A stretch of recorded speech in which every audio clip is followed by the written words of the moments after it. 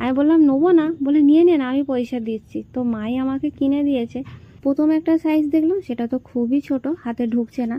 তারপর এই একটা সাইজ দেখলাম যেটা অত্যাধিক বড়, হাতে পুরো ঢলঢল করছে, একদমই ভালো লাগছে না। কিন্তু আমার মা ওই যে বলছে নিয়ে নে। জামা হোক বা জুতো, যে কোনো জিনিসই হোক, যেটা বড় হবে আমার মা আগে বললো ওটাই নিয়ে নে, অনেক দিন পরতে পারবি। কিন্তু বোঝে না যে ওই মুহূর্তে সেটা ভালো লাগে না।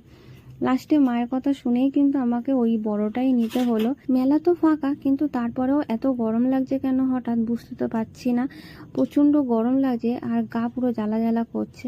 তো যাই হোক, মা আমার হাতে আবার এই চুড়িটা দিল একবার পরে দেখার জন্য, বললো যে সাইজটা দেখ ঠিক আছে কিনা তাহলে।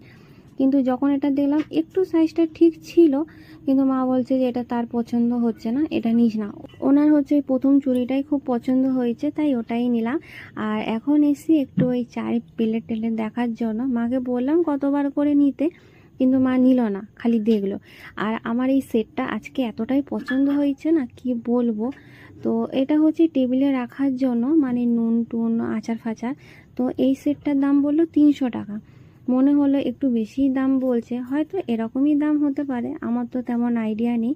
তারপর একটা নিলাম খোপার কাঁটা ক্লিপ, যেটা অনেক দিন ধরে খুঁজছিলাম কিন্তু পাচ্ছিলাম না। কিন্তু এর মধ্যে একটা জিনিস ইচ্ছা ছিল যে এর মধ্যে একটু লটকা থাকলে ভালো হতো, কিন্তু লটকা তো ছিল না, বাধ্য হয়ে এরকমই নিলাম। তো এটার দাম নিয়েছে 40 টাকা। তো এটার দাম তবু ঠিকঠাকই আছে মনে হলো। তো এখন হচ্ছে আমরা এই ভেতরে গলি দিয়ে যাচ্ছি।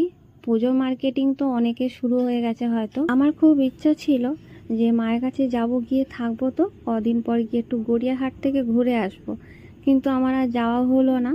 আজ যাব কাল যাব করে, আর তার উপর তো এই বৃষ্টির টানা লেগেই আছে, বৃষ্টি আর কমে না।